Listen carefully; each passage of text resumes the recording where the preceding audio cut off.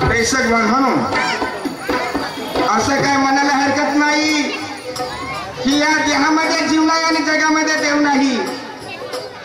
कारण की देहाला जरी काढून पाहिलं तर जीव दिसत नाही आणि जगामध्ये फिर न करता येईल तर देव दिसत नाही. पण देहामध्ये जीव जरी नसता तर कोणत्याच प्राण्याची चलवण झाली असती आणि या सृष्टीला करता जरी नसता तर सूर्याने दिवसाची रात्र केली नसती आणि आकाशाची ताऱ्यांची त्यांना चमकलं असतं. म्हणून मला म्हणायचं आहे सागर तू तुझा तो जरा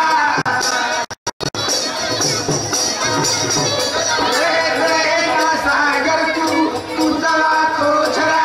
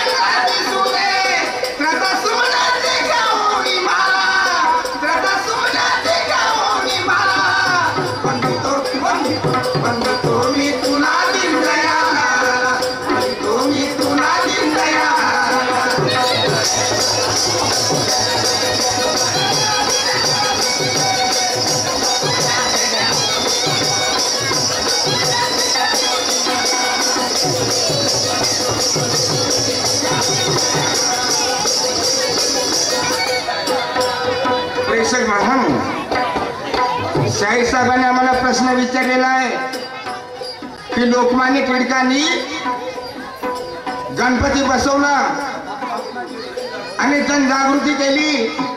खरी गोष्ट आहे. आपण एकत्रित बसत नव्हतो पण एका ठिकाणी बसल्या पाहिजे. चार माणसाचा विचार जरी झाला तर आपल्या देशाचं काय उज्ज्वल होईल. म्हणून 1891 साली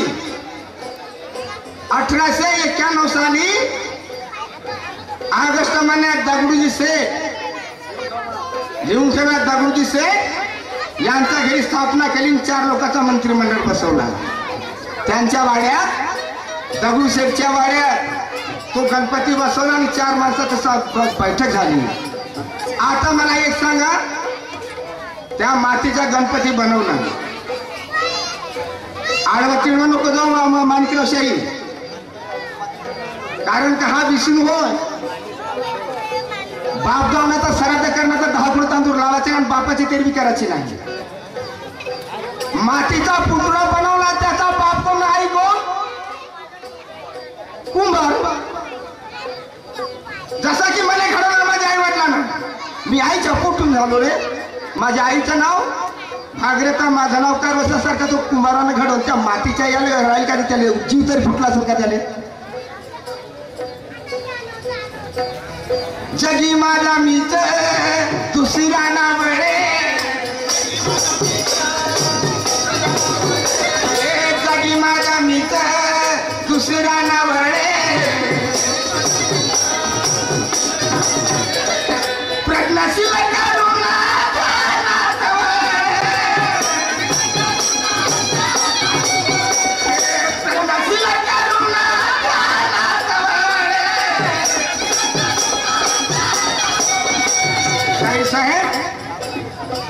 प्रज्ञाशील आणि करुणा हा जरी मार्गदर्शन तर समोर तरशील कोणाचे आई वडील विचारणं लिहूनच ठेवला आहे. कारण का हेच मला माहित नाही की मी विष्णुदास म्हणतो. माझ्या वडिलाचं नाव कारू, कारूच्या बापाचं नाव फकीरा, पण फकीरच्या बापाचं नाव माहीतच नाही. आज कोणाचं कोण लक्षात ठेवायचे भाट पहिले लिहून ठेवत होते असं सारखं लिहून ठेवलं तेवढं सांगशील, पण कोठून गुड आहे गुड माहीतच नाही आहे. म्हणून जगी माझा मित्र दुसरा नावळे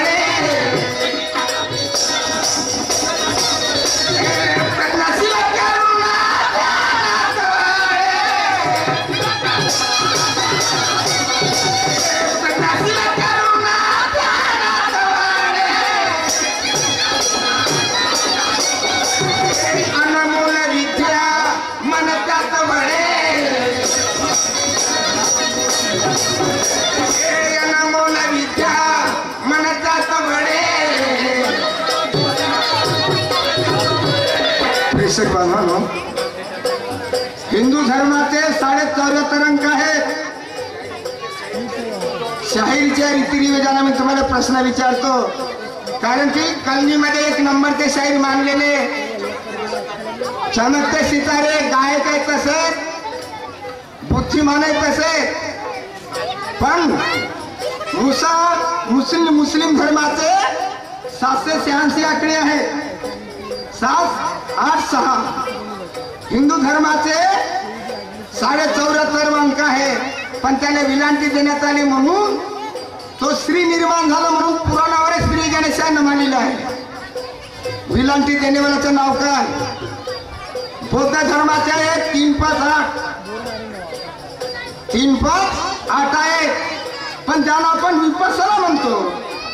या विपස්සनाचे 21 आकडे आहेत. नाही तर सांगाल पाठीचे मनके आहेत, तुमच्या मताने जे सांगायचं ते सांगा, नाही तर हाताचे खडे सांगा, तर पाठीचे मनके सांगा.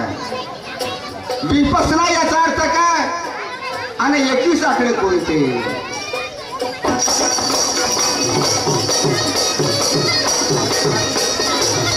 जगी माझा मित्र दुसरा नावळे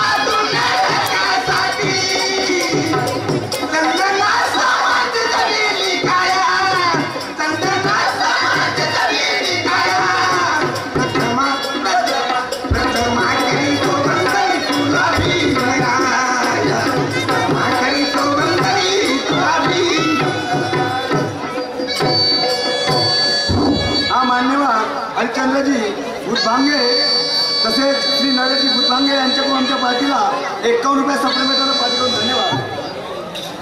आज जरी मातीच्या चुली सर्वच आहे, कमीत कमी बायकोचा पीठ तर नवऱ्याचा मीठ पाहिजे, नवऱ्याचं मीठ तर बायकोचं पीठ पाहिजे. आज जर 20 वर्ष जर लग्न झालं, 20 वर्ष लग्न झालं पण जिंदगीचा टप्प्यानेच आहे. कुठे गेली सर थांब येतो तुझ्या घराकडे.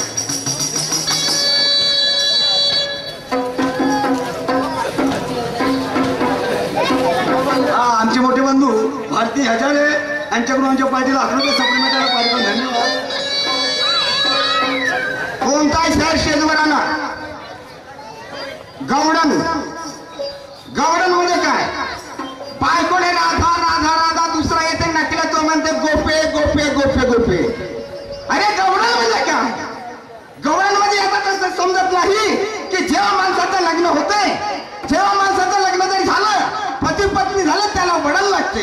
आपण जिंदगी कशी केली पाहिजे म्हणून या वडणासाठी आपण पत्नीला लावायला देतो. कारभारने म्हटलं माझे लाडाचे नारी ग, कारभारने ग, कारभारने म्हटलं माझे लाडाचे नारी नारी नारी ग. म्हणू कारभार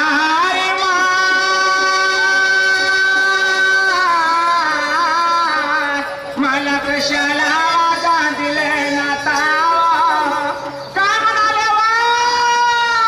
बापा, बायकोला कशासाठी नवरावा देते वा? कामाचो की नसो नवऱ्याच्या जातीला बायकोला जवळ बोलवण्याची मोठी आदत आहे. तू किती भयान बायको आहे. काही गोटे मारून राहिली का? अरे बाबा, कधी कधी बायकोला नवऱ्याशी काम पडते किंवा नवऱ्याला बायकोशी काम पडते. नवऱ्याच्या जातीला बायकोशीन काम घ्यायचं राहिलं तर मोठे व विसारानं काम घेता. नवऱ्याची जात मोठी बैमान बाई, कशी? बायकोशीन नवऱ्याला काम घ्यायचं राहिलं मोठे हसून खेळून बोलते. इकून चिकनावते, तिकून चिकनावते, तिकून हात लावते, तिकून बोट लावते, काम झालं तिकडून कडावर होता. तसं सरळ ते करावं. बायकोचा तिथे नाडक्यात आणि डोकशात पंडिबाच्या टोपलं नाही विचारले. ओके, माग गोष्टी बंडीवर टोपल्यावर राहतात का? पहिल्याच्या काळामध्ये काय नाही का संतानं दुधामध्ये काय भरून नेलं होती ना. पहिल्याच्या काळामध्ये सतयुग होता. सतयुगात ज्या गोष्टी बोलल्या त्या गोष्टी घडत होत्या. हा का सतयुग होय का? कोणता कलियुग लागला तुझ्या मागं? अहो, कलियुगाला बापाचा जमाना भ्रष्टाचार झाला. कोणी कोणाला ओळखत नाही ह्या जमान्यामध्ये. एखादा माणूस जर पैशावाला रस्त्याने जात राहिला ना आणि एखाद्या माणसाची नजर पडली की आबे म्हणते तेरे पास कितने नोट आहे निकाल म्हणते. तू किती बॅड बाबा, आणि सगळ्या बापाला पोरग नाही होऊन. तू किती बॅड बा, तुझा कलियुग होय. पहिल्याच्या काळामध्ये एका बायला 5-5 नवरे झाले तर तिला सती मानत होते. ती मानत होत. आणि आता एखाद्या बायला जर 3 नवरे झाले तर तिला काय म्हणतात? तिला वेश्या म्हणतात. मग त्या वेश्यामध्ये 5 नवऱ्याच्या बाजूला वेश्यादारी लावून ठेवलं असतं तर काय नाकाल गेलं तुझ्या बाबाचं? चिकनवा डोकावा चिकन ढबू सारखे. पहिल्याच्या सतयुगाचा काळ होता. सतयुगांनी ज्या गोष्टी बोलत त्या गोष्टी घडत होत्या. सतयुग होय. आंब्याने पोरं होत होते तेव्हा बापाने पाहिलं पण आंब्याने पोरं होत होते. आंब्याला पोरं